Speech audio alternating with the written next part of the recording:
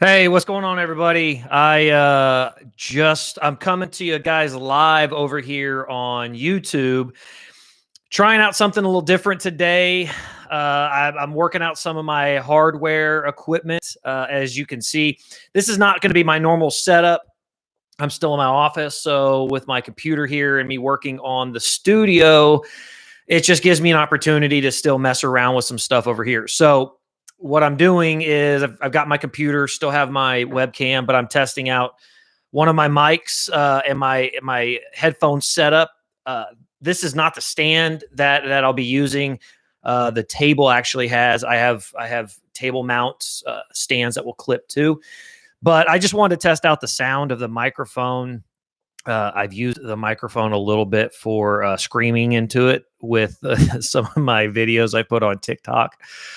And I never really used the headphones along with it. But I tell you what, it's pretty cool setup. Really, what all you do is the microphone is a whole standalone piece, and you could essentially, along with this webcam, could do everything from here directly. You really just take a USB cord, plug it into the bottom of the microphone and plug it right into the computer, and then plug in the headphones directly to the bottom of the microphone. So you can actually adjust all the sounds and everything on the side. There's a mixer available for it. I don't know, you can mess with the microphone a little bit. So I just turned up the volume just a little bit. It does it on its own. I guess it's kind of messing around with me a little bit. I don't know what's going on here, but yeah, there it goes. So it auto adjusts. I guess it auto detects. It doesn't like when I get too loud, which is fine. We're going to keep it at that one because every time I go to the loudest, it automatically backs itself off. So pretty neat though. It's got the setting. You can actually do a mixer on it, so you can adjust the headphone sound as well. So pretty neat. Just like I said, just really messing around with it. Just testing everything out. I will end up taking this video. I am putting it over here on Facebook, or sorry, it's over here on YouTube. But the tell you what I'm going to do here. I'm going to lock this out. I think that's how I do it. Yeah, it's locked out now, so it won't move. Now I can stay consistent because it was adjusting all on its own based on how. See, if I got all the way back here, it wanted to get louder. If I got up here, it wanted to get more quiet. So it was making some changes all on its own. It was kind of pissing me off. So anyway, I did want to comment on something that was. I'm gonna have to figure this out because this is really gonna piss me off if it keeps doing this. But here nor there. There was something I did want to talk about today, just a little bit, and really all it was is there's a guy in the skating world, in the inline skating world. He's a great guy. First off, an amazing American, a world champion. He was on the world team back in the 80s and early 90s when I was a little kid. His name is Jeff Foster. Phenomenal human being. He's a great person, and he's one of these guys that's not afraid to say things in the open. He's not afraid to go against his community. He's not afraid to just be open and honest about a lot of stuff, which I love. It's really refreshing to hear him and see the things that he posts. And sometimes the stuff he posts is kind of controversial, and it pisses off a lot of people in and around him. And he posted something the other day, and it was about Obama's birthday party. Now,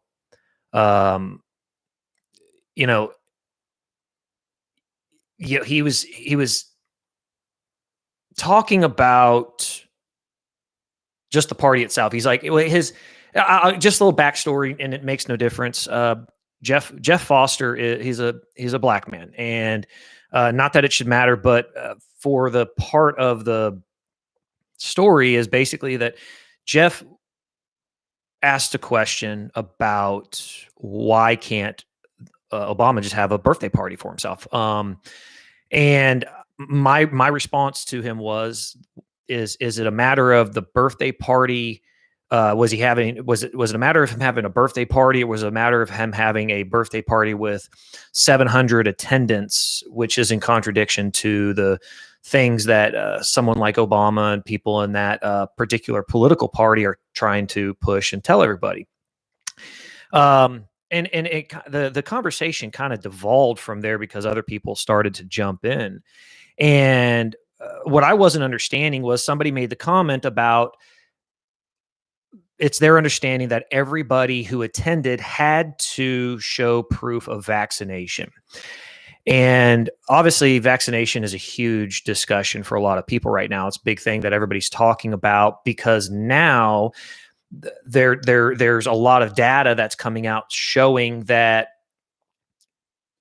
the vaccine isn't really doing what was being advertised to do. When we started talking about the vaccine and people getting the vaccine early on, it was being pushed as something that was going to stop the spread, something that was going to keep you from getting sick, and it was going to keep you from stopping spreading it around. I mean, that's why we get vaccines. Is essentially to put some kind of a bookmark in there to stop things from either spreading or getting worse.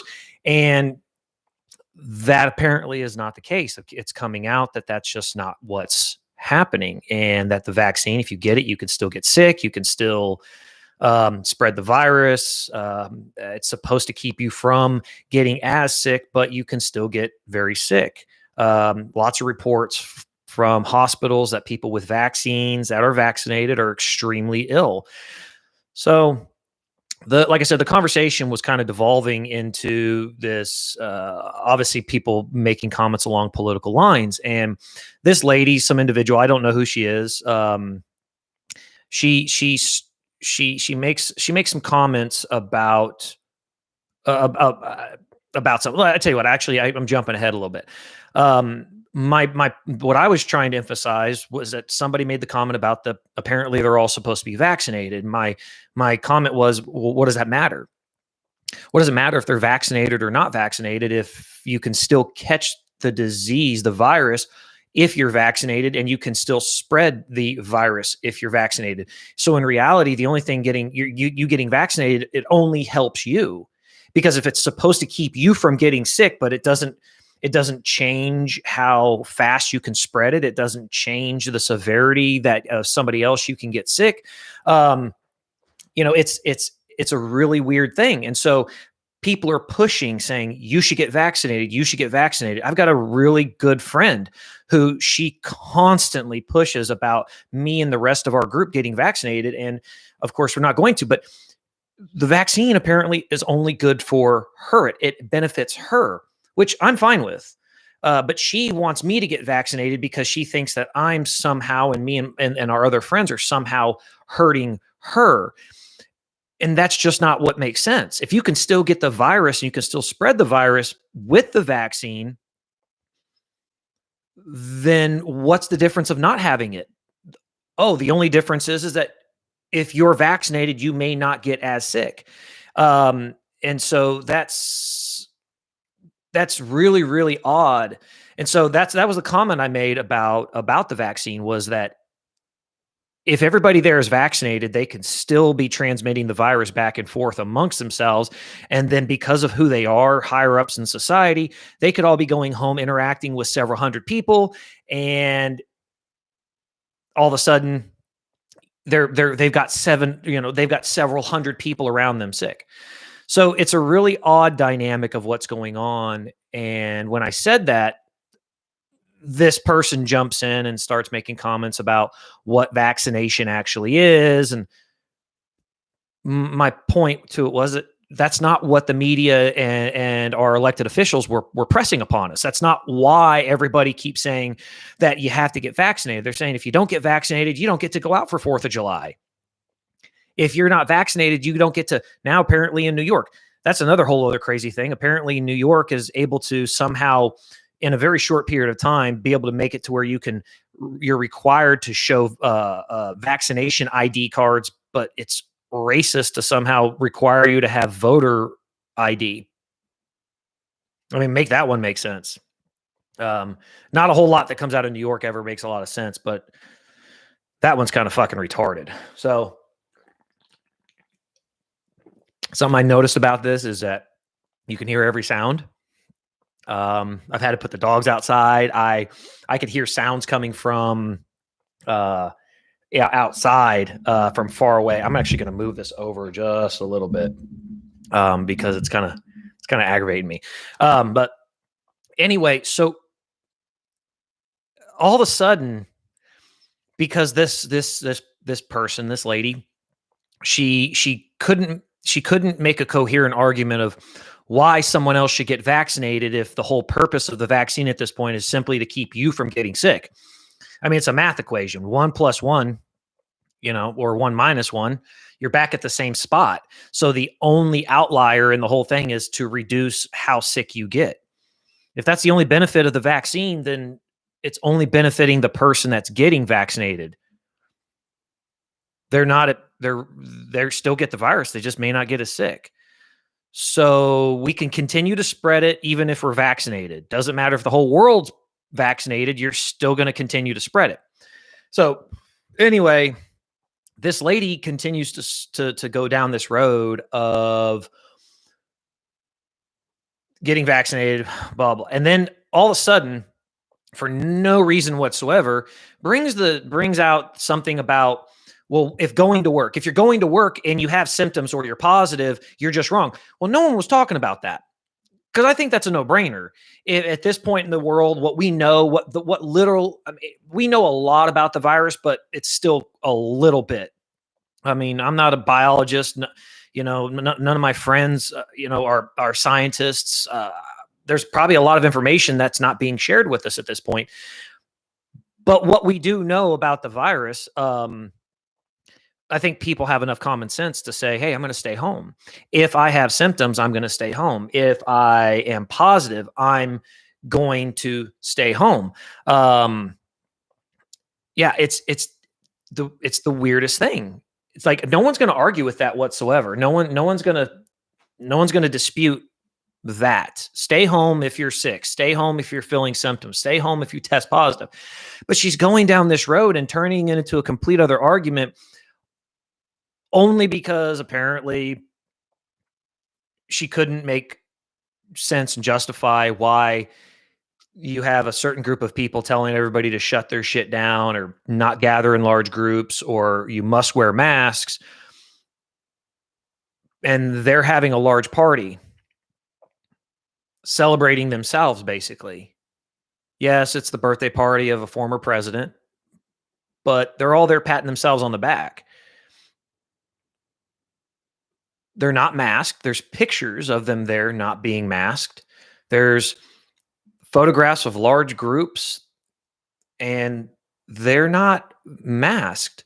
And they're telling anybody else they should be masked. Well, so anyway, it was just this weird thing. I was experiencing this, and I was reading this stuff, and what's turned out is I made this one comment on Jeff Foster's post, and the next thing I know, there's like 80 some odd comments, and over half of them are between Jeff and this lady going back and forth about whatever. And literally Jeff is trying to just say, hey, look, hey, I'm not going to argue with you.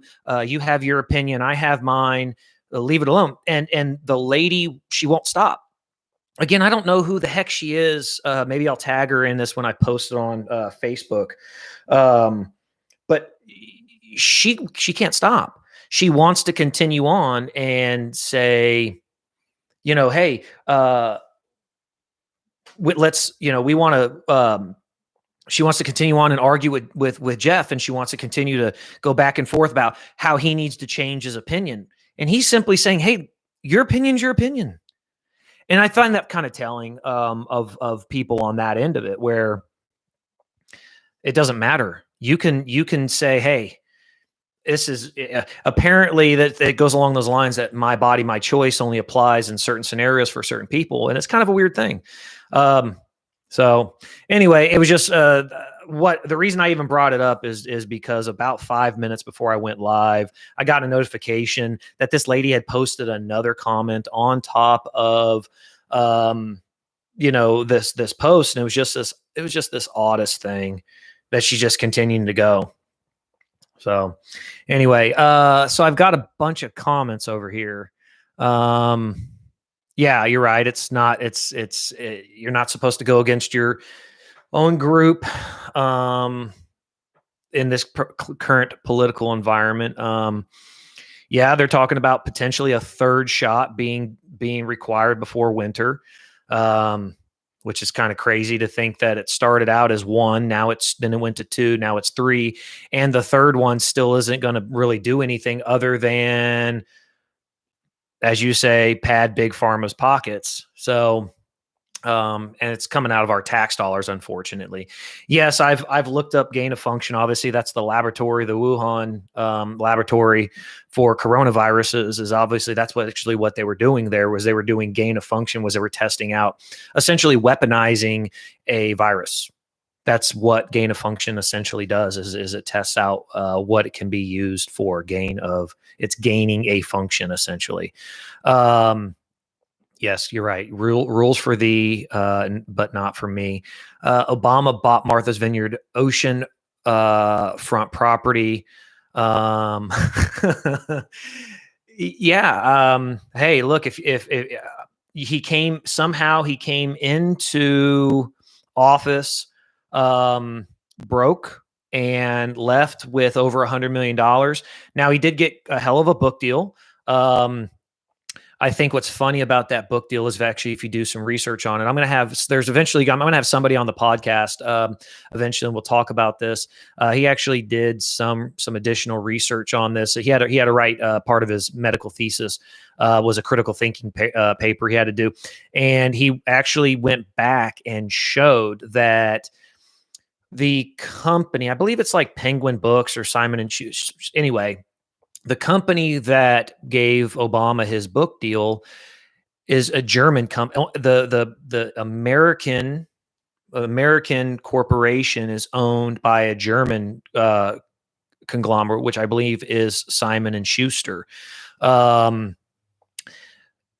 some point during the Obama administration, there was some kind of he was trying to explain it to me, basically saying that we sold that Obama gave a contract for the U.S. Department of Education to this book publishing company. I guess maybe I don't know if it's for the rights of publishing books within certain institutions, or if it's they got some kind of grasp or hold within the Department of Education. I'm not exactly sure what that is, but it's kind of weird that what he was saying. So he did come out. Sorry, I can't reach my shoulder. He did make he came out making over $100 million as president. And that's I think that's kind of a shit thing about all politicians. If you look at Nancy Pelosi's track record with everything, it's kind of a weird deal. She's married to a guy who does investing. Apparently they never talk. Apparently they sleep in the same bed, live in the same house, but they never actually talk. But somehow he's able to get into some huge investments like the day before the government announces something about, some of this stuff. Like he was able, I guess he got in on some Bitcoin. He got in on some other stuff. And he was able to buy in like the day before the government announced either some regulation that was going to hurt or benefit these stocks. And they're worth over $100 million. I'll get some more information on it. Which it's just the whole thing is kind of weird to me, but,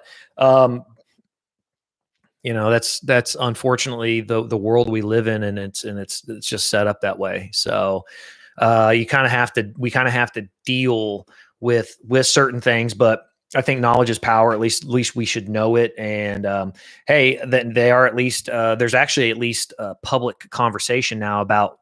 I think was it Rand Paul? Rand Paul actually introduced the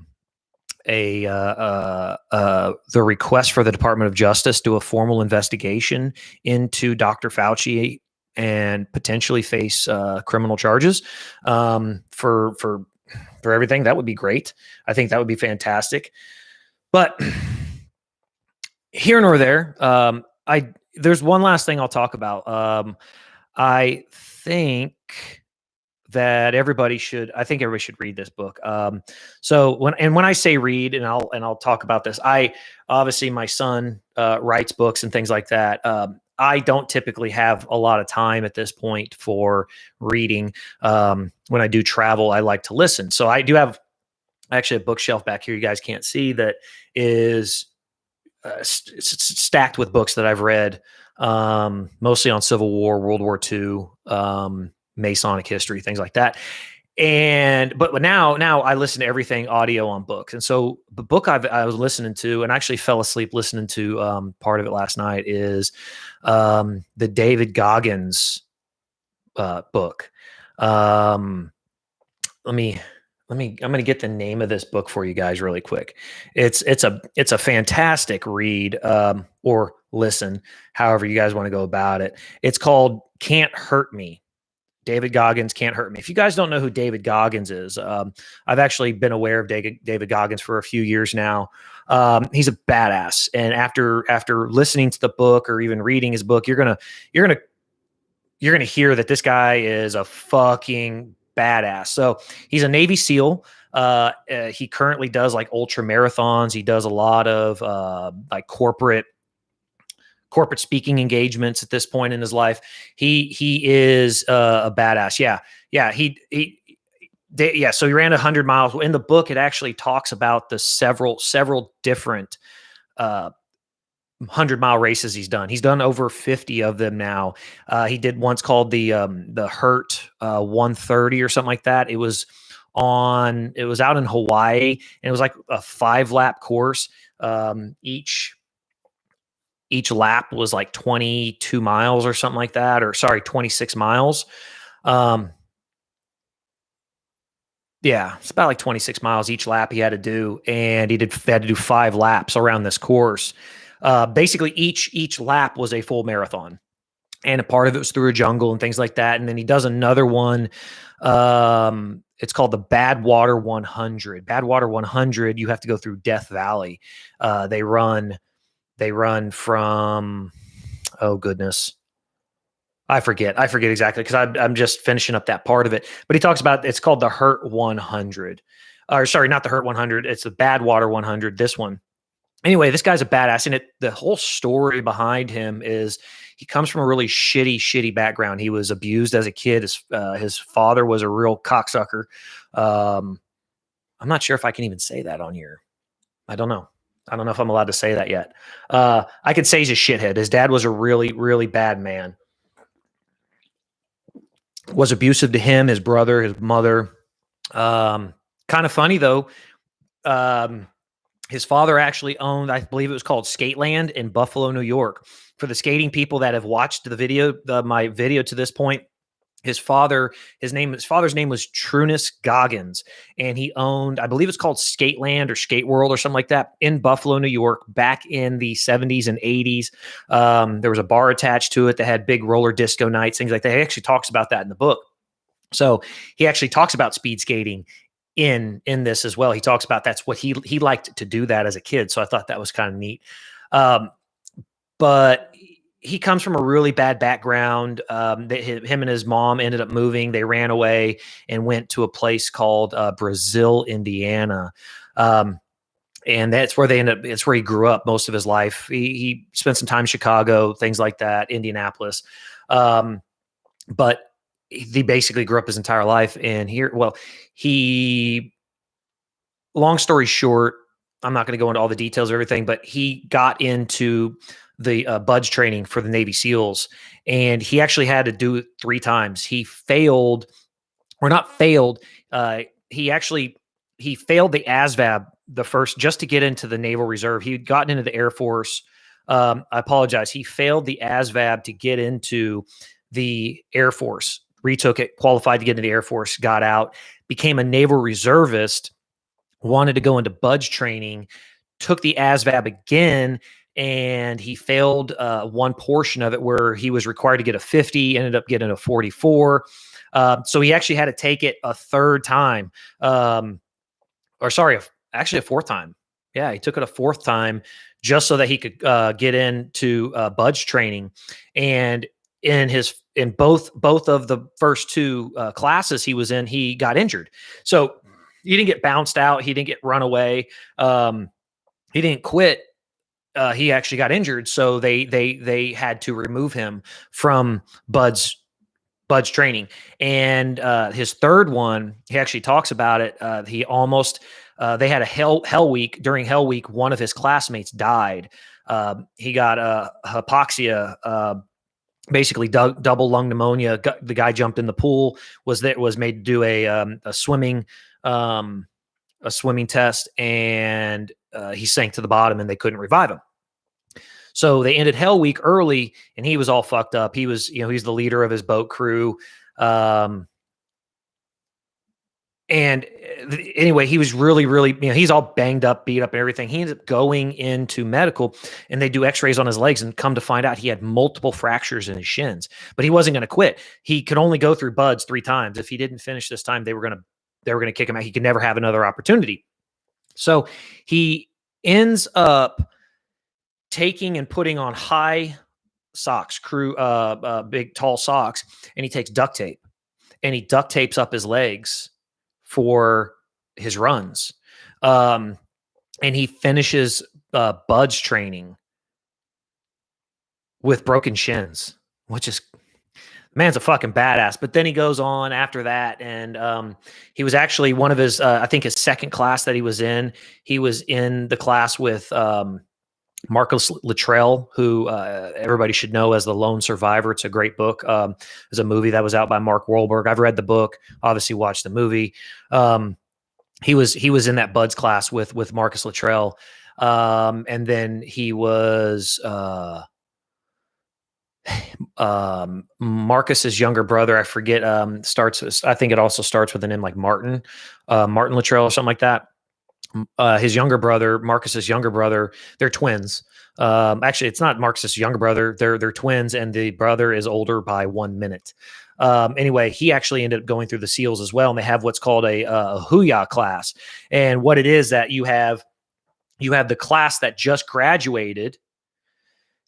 They take the class that's coming in, the new class that's coming in, and the class that just graduated. The younger guys over here that are just coming in are called the Huya class. And what these guys over here get to do is order these other guys around. It's their first opportunity to order them around. So Marcus Luttrell's brother was actually in that class. And so David had already met him before. And anyways, a bunch of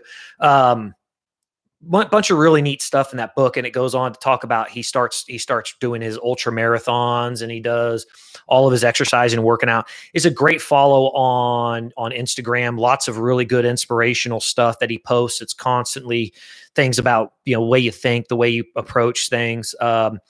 He's a really great guy. He's got a great podcast. So I like listening to that. He's been on a whole bunch of them, like Jocko Willink's podcast and Joe Rogan's podcast and everything. But something kind of when he came to my attention was, I have a good friend of mine who is in the insurance business, and her corporation apparently was hosting an event where they had hired David Goggins to come in. But lo and behold, fucking COVID comes in, and the event gets canceled, postponed. It was supposed to happen not the November. It was supposed to happen, I think, in November of I don't know if it was 19, something like that. Anyway, everything got fucked up. It kind of sucks. So I was supposed to go see him live. So anyway, but all right, guys, I am going to get out of here. Like I said, if you guys ever, if anything, if you guys ever had a hard time hearing me, let me know. Like I said, I'm working on some of this stuff. This is not the setup I'm going to be using. This is just something I'm testing out. Like I said, I've got literally, it's a USB cord. It's plugged directly into the computer. It's not how it's going to be set up. This is actually going to be running through a processing board. I'll actually show you guys that stuff in the future. It's called a Zoom Live Track 8. Pretty badass piece of equipment. So it'll actually incorporate the cameras. It'll actually work all that stuff directly in. Because I'll have other guests and everything. So it'll be a pretty neat thing happening. Trying to make it really professional. So it'll be interesting to see how it all goes. But anyway, thank you guys. If you had a hard time hearing me at all, let me know. Shoot me a message. I appreciate it. And I I guess talk to you guys soon. Just literally talked to one person the whole time. But anyway, rambled on for 30 minutes. So I think that was pretty good. All right. Talk to you guys later.